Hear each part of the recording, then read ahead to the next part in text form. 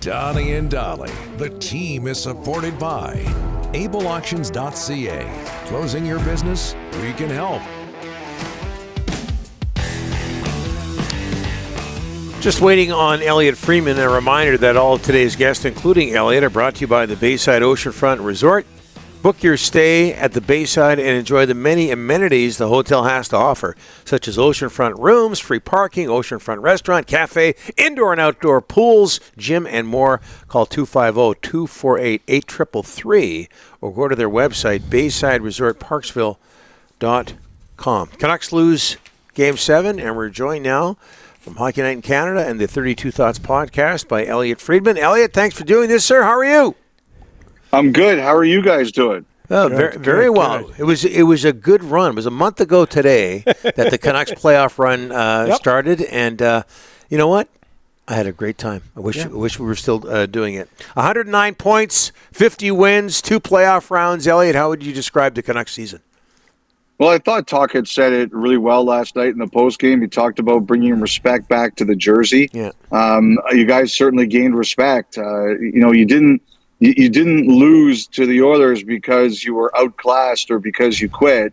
You simply got beat and you ran out of steam, and they took advantage of it. But it was a hell of a series. I wasn't surprised it went 7 games. I wasn't surprised you gave them everything they could handle. The one thing I really thought last night was, it's not comparable to what happened with Nichushkin. But I think what is comparable is the effect it had on the team. Colorado, when they played that game, they lost Nichushkin the day of the game. They were being outshot, I think 24-8, 30 minutes into the game, and they looked stunned and they just couldn't get going, and they couldn't get out of that hole. And I thought last night, even though the players knew the day before that Besser was going to be out. Mm-hmm. I think they were in shock. I think the surprise of it, how popular a teammate Besser is. I just think it took them a long time to get going in that game. And, it was 22-4, the shots 25 minutes in. It clearly had a huge effect on the power play. They really struggled to find something else on that 4-minute man advantage. Without Besser there, the Canucks really struggled to get anything going, and the Oilers took advantage of that. I just think, unfortunately, in Game 7, it took you guys, 50 minutes to really get going, and that's what cost you the series. But it wasn't because of lack of effort or lack of fight or anything like that. We talked about this in the first hour, Elliotte. We all know Edmonton's reputation as an outstanding offensive team. Did you expect them to play so well defensively at crunch time? Just 32 shots allowed in the final 2 games of that series. You know what, Don? It's got nothing to do with whether you expect it. It's simply that you have to do it. If you can't check, you can't win the Stanley Cup.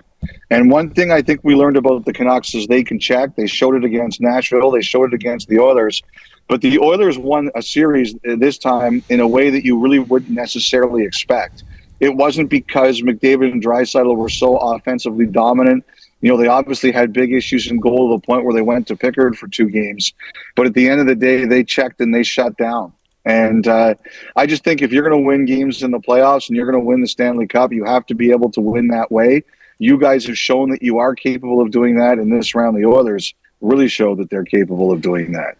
Elliotte, boy, oh boy, the Canucks got a lot of free agents, up to 9 that are UFA or RFAs. Which ones do you expect them to get done, and which ones are going to be tough contracts to get done in your eyes? The one thing, and first of all, Rick, when is that mustache going? Like, what are you doing with it? I'm working on it. I'm making a decision. I haven't. Donnie didn't shave his, so I've had mine for a long time though. But like, his looks normal. I need a couple of days. Elliotte, to figure. What did the vote say? What did the vote say? The vote said shave, but there's something about it, the thickness I like, and there's Elliotte, you can give him advice. We all remember the beard from a few years ago. What are you talking about? I would still have it. You look like Grizzly Adams. If my wife let me, I would still have it. But if you looked at her and you looked at me, I'm getting the better deal of the relationship. So when she said get rid of it, I did. I would say, Rick, I was actually thinking about this a lot this morning. I I think this. I think they're going to take runs at some of the guys that you don't think that you expect they're going to be able to keep, and that doesn't necessarily mean they're going to be able to keep them. I would expect them to talk to Lindholm and just say, "Look, like, what's this going to take? Give us a reasonable ballpark about what it can take." I think they know exactly what Zadorov is looking for. I think I think they're going to try to make choices, and I don't know if Lindholm's going to be possible. I would bet it's probably not possible. But if you were to say to me this morning, who is the number one guy that the Canucks would try to re-sign, I would say it's probably him. So I think what they'll do is they'll at least ask and say, look, what do we have to do here?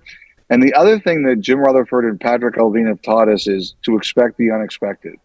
It's easy to say we can't do this, we can't do this. How many times over the last year have we looked at the Canucks and said they can't do something, and Allvin and Rutherford either try something different or they do something different? And that doesn't necessarily mean to me they are going to be able to do different things, but I have learned to expect from this group of Canucks front office, they will try to do things differently. So I think they are going to try to do some things that we don't expect to keep some players. I'm not saying they're going to be successful, but I think they're going to try. And I do think they're going to try to keep Lindholm. I just don't know that it's going to be possible. Elliotte, a lot of stuff about Abbotsford coach Jeremy Colleton possibly leaving Abbotsford. There was a lot of rumors, I think, this time last week. What do you know, and what's happening with the Canucks farm team coach? Well, I mean, Rick, you're the one who really knocked a lot of that loose. Like there was something going on there. I'd heard that there were either people contacting the Canucks or the coaches circle was kind of just talking about there's an opening in Abbotsford, and you knocked it loose. And then I guess the Canucks came out with a statement to someone that there's a contract offer on the table for Colleton. I think Colleton's been talking to potentially talking to some NHL teams or has interest from NHL teams. I've wondered about a team like San Jose. I've wondered about assistant positions.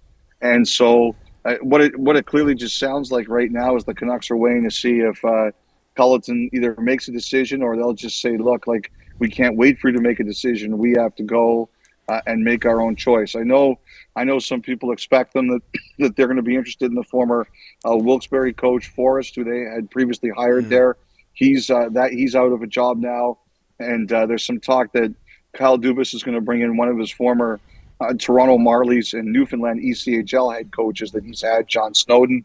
But there's definitely a talk in coaching circles like that Vancouver or that Abbotsford job either is open or is about to be open. All right, Oilers, Stars, Rangers, Panthers. Which of those two is less predictable? I think the Stars are going to. I think the Stars are going to advance. No question about it. What about the East, Elliotte? I don't know what you think. I would never say no question about it. I think if you've learned one thing, like this, also like the Oilers. Like I said before, the Oilers Canucks series, that the hard series the Canucks had with the Predators was going to help them, and it sure did. Like they took this one to the brink, and I think the hard set series the Oilers just had with the Canucks is going to help them against Dallas. Like, to me, I think Dallas is the best team left. Now, if Hintz is seriously hurt and he can't play, that's a big change. But to me, 1-23, if everyone's healthy, Dallas is the best team. So it's a challenge for the Oilers, but the battle they had with the Canucks will help them. So to answer your question, the less predictable series for me is Rangers Florida. I think anyone could win that series. Yeah. I think that series is going to go long. And I think it's a total toss-up. The Panthers are more of a grinding team, but the Rangers have that elite skill. I think the goalies are close, but I would take Shesterkin over Bobrovsky by a little bit, and the Rangers have those killer special teams. Elliotte, one final one for you. You broke it wide open on Sunday. Brock Besser, any update on the blood clot situation, his future, how long he's out, how this impacts his training in the summer? Just give us a Besser update. Well, I think it's probably best to wait till he comes out and says it, Rick. Like, obviously here, like even yesterday, the Canucks were really not commenting on it. So I'd stay with the basics that we know it's a blood clotting issue. I look back at some other cases, Frederick Anderson, Dmitry Yushkevich, Jacob Silverberg, It's if you're on the blood thinners, and I don't know 100% that he's on them, but if you're on the I know he's gone for some kind of treatment, but I don't know exactly what it is. If you're on the blood thinners, it's 3 to 4 months. So, like I said, I heard it was not a serious, like, I shouldn't say it's not, blood clots are serious, but it wasn't like serious to him. And I just think that now what someone said to me is the issue is they have any reason to believe it's recurring or anything like that. Because if it's recurring, it's a problem. If not, then he can make a complete recovery. And I know that's what everybody's working towards and hopeful for. You'll get a mustache update in a couple of weeks, Elliotte. Thanks what do for the voters say? What do the voters say? 60% shave it. We haven't had a I put out a poll. Oh, did you? I put up a. I voted keep it. I just so you know, I voted keep it. Thank you, my friend. I agree. All right, guys. All right, Elliotte. Thanks so much, my friend. Appreciate it. All right, guys. Take care.